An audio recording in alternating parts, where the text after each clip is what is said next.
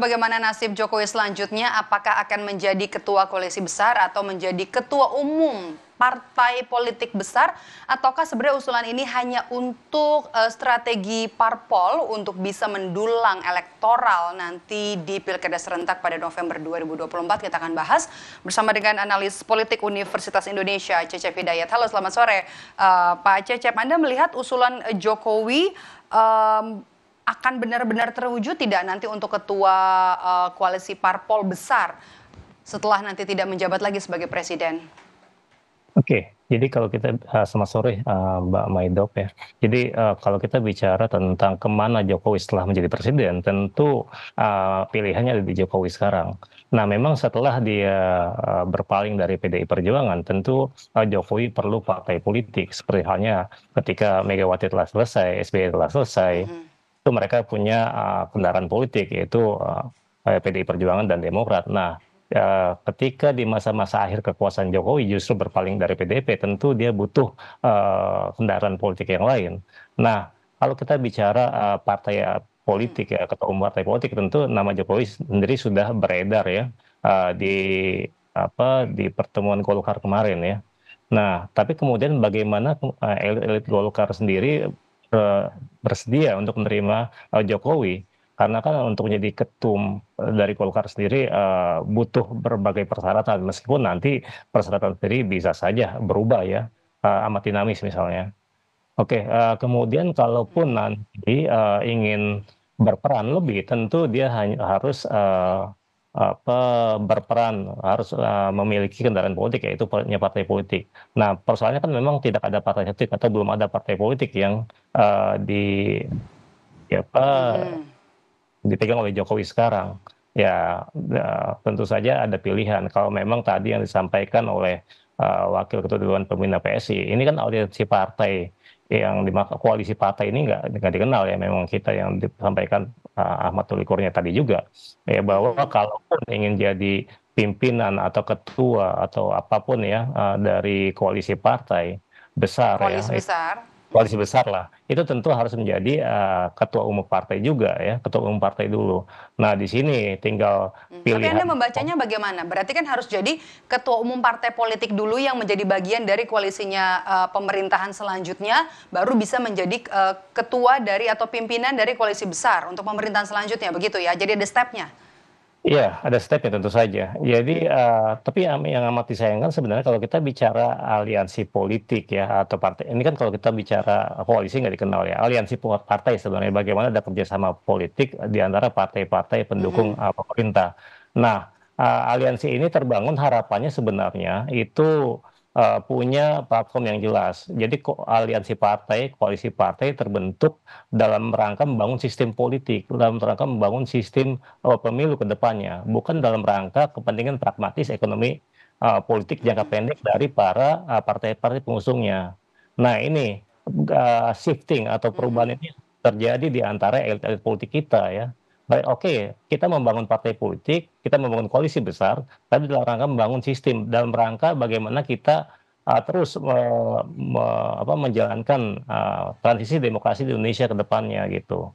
Bukan dalam rangka untuk memenangkan uh, orang semata gitu ya. Oke, Nah, kemudian masuk ke Jokowi ya. Sekarang ada pilihan, oke, ada oke. beberapa pilihan. Misalnya PSI ya. Tapi ke PSI saya kira perlu kerja keras besar ya, kerja besar. Karena apa? Ya partai yang sebenarnya sekarang masih juga belum pasti ya apakah akan lolos parlemen atau enggak. Yang paling Baru determinan. lulus presiden, baru lulus parliamentary threshold itu ya. Iya, dia kan masih tantangannya masih itu ya, entar tanggal 20 baru ketahuan ya, dari real count KPU. Nah, kemudian yang paling Heeh. ini adalah Golkar sebenarnya. Apalagi kemudian namanya sudah mulai muncul, sudah mulai di tes di pasar gitu ya. Bagaimana respon dari masyarakat dan saya kira juga respon dari elit-elit Golkar. Dan sebagai sebuah partai yang terbuka, saya kira Golkar juga amat terbuka ya. Ya, ketika lagi itu misalnya Gibran hendak dijadikan cawapres oleh Prabowo, sudah Oke. isu kan sebenarnya kan Gibran akan terima. Jadi dengan testing itu sebenarnya terbuka kemungkinan juga Golkar bisa menerima Jokowi. Apalagi kemudian kita lihat bagaimana Dari PSI Erlangga dan Golkar yang lebih terbuka adalah Golkar ya kemungkinannya ya. Iya, dan lebih ini partai politiknya lebih lebih lebih apa, lebih lebih penting lagi, urgent lah dibanding Mhm, PSI kalau mhm. dikomparasikan ya, jika dibandingkan gitu. Iya, Mhm, halo? mhm, oke. Kalau nanti ini, benar-benar terwujud Pak Cecep, apa Iya. nanti dampaknya? Apakah ada dampak signifikan nanti kepada koalisi, pemerintah?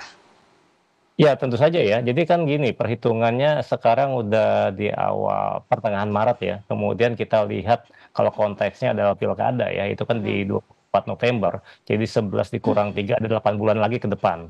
Oke, Jokowi mungkin akan menjadi presiden sekitar 7 bulan mhm, ke depan, tapi di masa-masa senjata kekuasaan ini, kita lihat bagaimana Jokowi demikian, kuat atau besar pengaruhnya di hadapan para partai koalisi pendukung Prabowo ya, pendukung 02. Dan di mhm, awal-awal mhm. dan ini juga potensi, apa namanya, potensinya besar ya, kalaupun nanti misalnya keluarga Jokowi yang lain, di luar Gibran ya, dalam hal ini misalnya, Mhm. Kaisang ataupun Erina untuk maju, potensi elektoralnya besar juga Kaisang, Erina, ya, dengan berbagai, mhm, apa namanya, mhm. penjelasan, baik itu elektoral maupun Jokowi efeknya dan kemudian juga instrumen, Mhm. apa namanya, Oke, karena sekarang oke. masih Jadi berkuasa. Anda melihat usulan-usulan ini adalah, jadi strategi partai politik untuk bisa mendapatkan efek ekor jas dari Jokowi untuk pilkada nanti, begitu? Ya, jadi ada beberapa penjelasan ya, selain efek, ekor das dari Jokowi itu sendiri, ini kan sekarang akhirnya partai-partai juga terkesan bergeser ke tengah, lebih pragmatis ya, yang punya basis elektoral. Siapa yang didukung Jokowi, kemudian Mhm, Jokowi sekarang masih menjadi bagian dari kekuasaan. Harapannya ya praktik-praktik yang kemarin dilakukan untuk memenangkan kosong juga juga dua tuh juga terjadi, bisa dilakukan gitu ya. Karena sebagai bagian dari, pemerintah ya, yang pihak yang berkuasa lah, itu harapannya tentu saja ada, potensi penggunaan instrumen kekuasaan juga yang bisa dilakukan, dan itu bisa memenangkan. Apalagi untuk level kota atau kabupaten mhm, yang pemilihnya tidak terlalu besar, itu lebih relatif lebih, sederhana ya dibanding yang mhm, mhm, oke. Oke, oke. Singkat saja, satu lagi, Pak Cecep, ini ya. akan tentunya bisa dimanfaatkan juga untuk keluarga inti Jokowi yang nanti kemungkinan atau berpotensi nanti berlaga di Pilkada serentak 2024 ini? Singkat saja, Pak Cecep.